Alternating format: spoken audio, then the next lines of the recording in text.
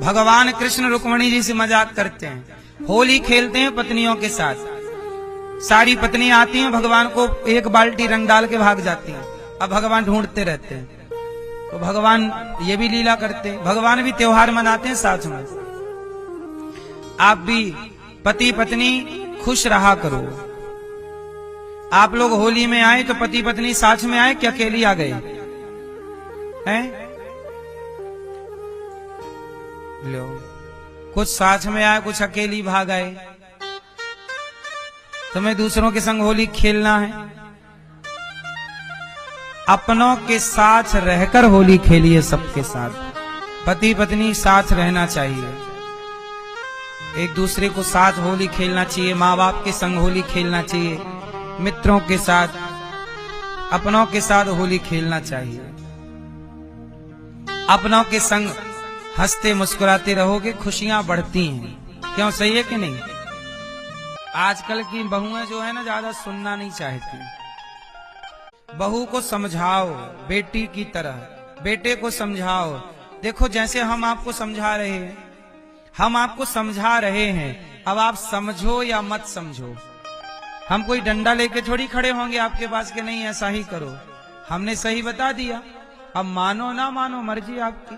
ऐसे बेटी बेटा को, बहू को समझा दो, अच्छी बातें बताओ। नहीं माने तो समझ लो कि शंकर जी भी बहुत समझाए थे माता सती को, पर नहीं समझ में आया। ऐसे जब विनाश का टाइम होता है तो कोई कितना भी समझाए समझ में नहीं आता। इसलिए आप समझा सकते हैं, समझाओ, पर सामने वाला ना समझे तो आप चुप हो जाओ। समझ लो कि अब जो होना होगा भगवान की मर्जी है, हम कुछ कर नहीं सकते। मौन रहो, अब चुप रहो। इसलिए बूढ़ों को चुप ज्यादा रहना चाहिए, वहां बोलना चाहिए जहां जरूरत हो। दिन भर नहीं खौ खौ खौ खौ करते रहना चाहिए। दिन भर चुप रह के भगवान का चिंतन करो। अच्छा, बूढ़े लोगों को कई बार ऐसी गलतफहमी हो जाती है, बोले हम सब कुछ जानते हैं, तो अपना ज्ञान जबरदस्ती बिना मांगे देते रहते हैं। बहू को लगता है ये दिन भर बोलती रहती है बुढ़िया।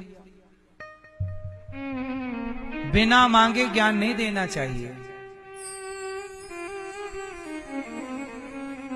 उतना ही समझाओ जितना जरूरी है।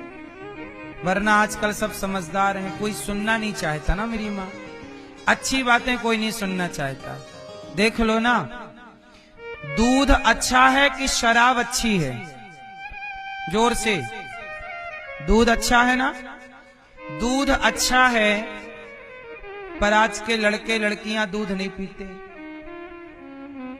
शराब बुरी है, शराब की दुकान में भीड़ देख लो जाकर। दूध वाले को घर आकर के बोलना पड़ता है दूध ले लो, शराब वाले को कभी नहीं बोलना पड़ा शराब ले लो। अच्छाई घर घर पहुंचानी पड़ती है, जबकि बुराई के पास लोग स्वयं चल करके पहुंचते हैं। कलयुग है, यहाँ बुराई तक पहुंचते हैं लोग, अच्छाई को घर घर पहुंचाना पड़ता है। कलयुग है ना? बोलो हाँ कि ना? कलयुग है। मैया, आप लोग ये बताओ, अगल बगल में मंदिर है आपके घर के पास, जाती हो मंदिर शाम को आरती में घंटा वंटा बजाने? नहीं? आजकल पता है क्या हो गया? हाँ, कलयुग है, मंदिर सूना सूना रहेगा, भरी रहेंगी मधुशाला। पिता के संग भरी सभा में नाचेगी घर की बाला। आजकल मंदिरों में इलेक्ट्रिक घंटा लग गया है, बटन दबाओ तो अपने से बजता है टन टन टन टन टन टन। क्यों? क्योंकि आप लोगों को मंदिर जाने की घंटा, आरती में पहुंचने की फुर्सत नहीं है।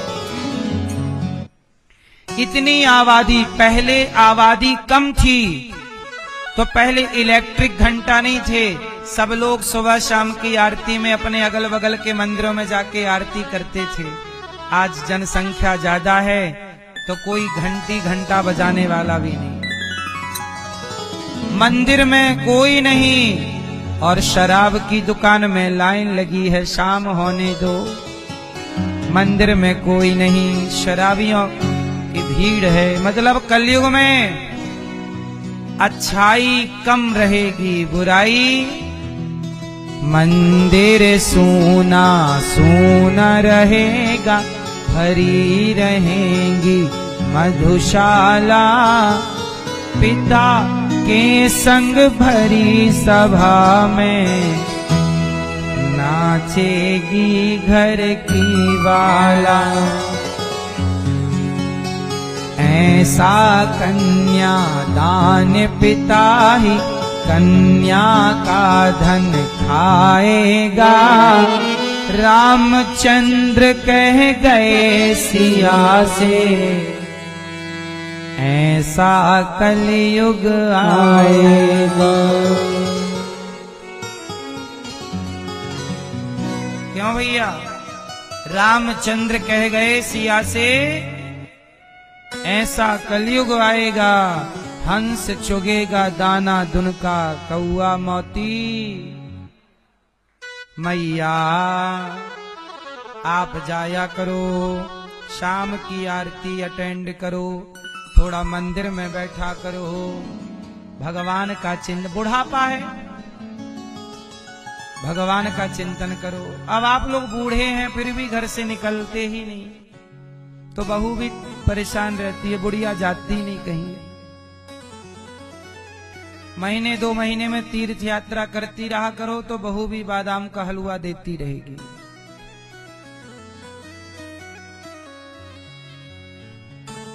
और मैया एक काम और करना, आप लोग 1-8 किलो पीतल खरीद लेना और सोने का पानी चढ़वा लेना, और बहू को दूर से बताती रहना मेरे पास सोना है। इसी लालच में बहू बढ़िया खाने पीने को देती रहेगी। और आपने ये कह दिया कि मेरे पास तो कुछ नहीं है, तो बहू कहेगी फिर जा बुढ़िया, कुछ नहीं है तो जा। क्यों मैया? सही है। आज के जमाने में दुनिया लोभ से सेवा कर रही है। बेटा भी कुछ ना होए तो बेटा भी निकाल देता है। बोलो हाँ। जिस माँ के पास पैसा है ना, उसे तो सब रखते हैं बेटा बेटी, लेकिन जिस माँ के पास कुछ नहीं है, उनके बेटा और उनकी बेटियां उन माँओं को हमारे पास छोड़ जाती हैं। उन माँओं की सेवा ये दास करता है आपसे भिक्षा मांग मांग करके। इसलिए कहता हूं कि आप भी बच्चों को संस्कार ऐसे दें कि आपके बच्चे आपको घर से निकाले ना, अपमानित ना करें। मैया शिशुपाल ने कितनी गालियां दी भगवान को? 100। आपको भी कोई गाली दिया करे तो आप जवाब ना दिया करो, जवाब देने की जरूरत नहीं है, चुप रहा करो। क्या सबके मुंह लगे? देने दो। हाथी चला बाजार, कुत्ते लगे हजार। कुछ सहनशीलता बनाओ। आप लोग सहते नहीं हैं, इसलिए आप कमजोर पड़ गए हैं। थोड़ा सहा करो, 2 बातें सह लो, गर्मी सर्दी सह लो। कमजोर हो गए हैं लोग। अरे पत्थर भी जब छेनी और हथौड़े की चोट सहता है तो वह पत्थर भगवान हो जाता है। और यदि छेने और हथौड़े की चोट से टूट गया तो क्या वो पत्थर मंदिर तक पहुंचता है? जो पत्थर चोट खाकर टूट गया वो कंकड़ बन गया, और जो पत्थर चोट सह गया वो शंकर बन गया। सहने वाला पत्थर ही पूजता है, नहीं सहने वाला पत्थर नहीं पूजता। पत्थर भी सहता है तो हमें भी सहना पड़ेगा, तब ना महान बनोगे। राम ने 14 साल का कष्ट सहा, भगवान कृष्ण ने शिशुपाल की गालियां सही, इसलिए आप जल्दी गुस्सा ना हुआ करिए, सहनशीलता बढ़ाइए।